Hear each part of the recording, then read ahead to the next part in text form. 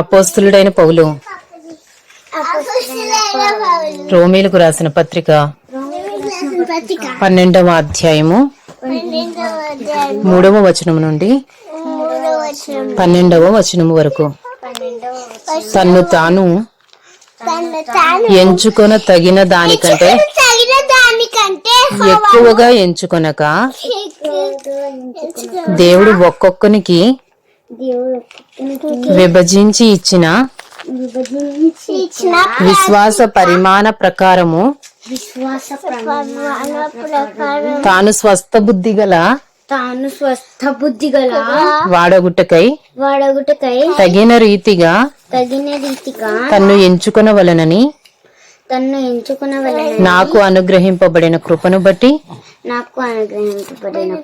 మీలోనున్న ప్రతి వానితోనూ చెప్పుచున్నాను. ఒక్క శరీరంలో మనకు అనేక అవయవములు ఉండినను ఈ అవయవములన్నిటికి ఒక్కటే పని ఎలాగూ ఉండదో అలాగే అనేకులమైన మనము క్రీస్తులో ఒక్క శరీరముగా ఉండి ఒకనికొకరము ప్రత్యేకముగా అవయవములై ఉన్నాము. మనకు అనుగ్రహింపబడిన కృప చొప్పున కృపావరములు కలిగిన వారమై ఉన్నాము గనుక ప్రవచన వరమైతే విశ్వాస పరిమాణము చొప్పున ప్రవచింతము, పరిచర్య అయితే పరిచర్యలోను, బోధించువాడైతే బోధించుటలోను, హెచ్చరించువాడైతే హెచ్చరించుటలోను పని కలిగి ఉందము. పంచిపెట్టువాడు శుద్ధ మనస్సుతోను, పై విచారణ చేయువాడు జాగ్రత్తతోను, కరుణించువాడు సంతోషముతోను పని జరిగింపవలెను. నీ ప్రేమ నిష్కపటమైనదై ఉండవలెను.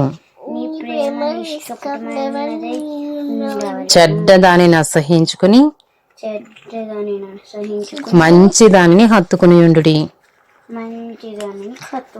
సహోదర ప్రేమ విషయములో ఒకని యందొకడు అనురాగము గలవారై ఘనత విషయములో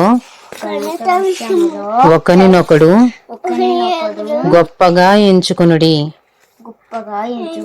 ఆసక్తి విషయంలో మాంద్యులు కాక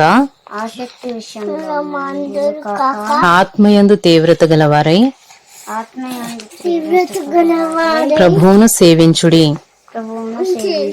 నిరీక్షణ గలవారై సంతోషించుచు శ్రమయందు ఓర్పు గలవారై ప్రార్థనయందు పట్టుదల కలిగి ఉండుడి. అపోస్తలుడైన పౌలు రోమీలకు రాసిన పత్రిక 12వ అధ్యాయము 13వ వచనం నుండి 13వ అధ్యాయము 1వ వచనం వరకు. పరిశుద్ధుల అవసరములలో పాలు పొందుచు శ్రద్ధగా ఆతిథ్యము ఇచ్చుచుండుడి. మిమ్మల్ని హింసించు వారిని దీవించుడి గాని శపింపవద్దు. సంతోషించు వారితో సంతోషించుడి, ఏడ్చు వారితో ఏడుగుడి. ఒకనితో ఒకడు మనస్సు కలిగి ఉండుడి. హెచ్చువాటి యందు మనస్సుంచక తగ్గువాటి యందు ఆసక్తులై ఉండుడి. మీకు మీరే బుద్ధిమంతులమని అనుకొనవద్దు.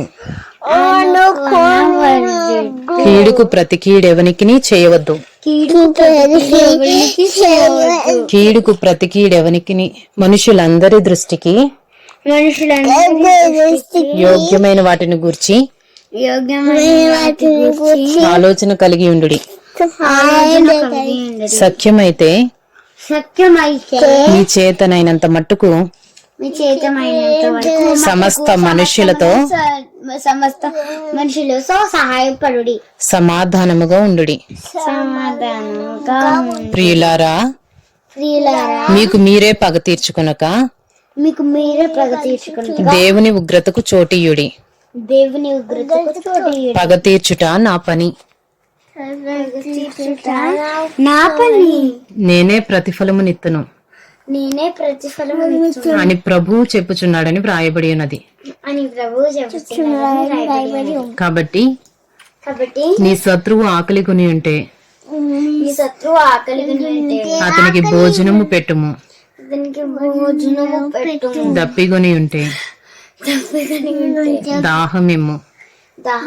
అలాగు చేయుట వలన అతని తల మీద నిప్పులు కుప్పగా పోయేదు. కీడు వలన జయింపబడక మేలు చేత కీడును జయించుము. రోమా 13వ అధ్యాయము. ప్రతి వాడును పై అధికారులకు లోబడి ఉండవలెను, ఎలయనగా దేవుని వలన కలిగినది తప్ప మరి ఏ అధికారమును లేదు.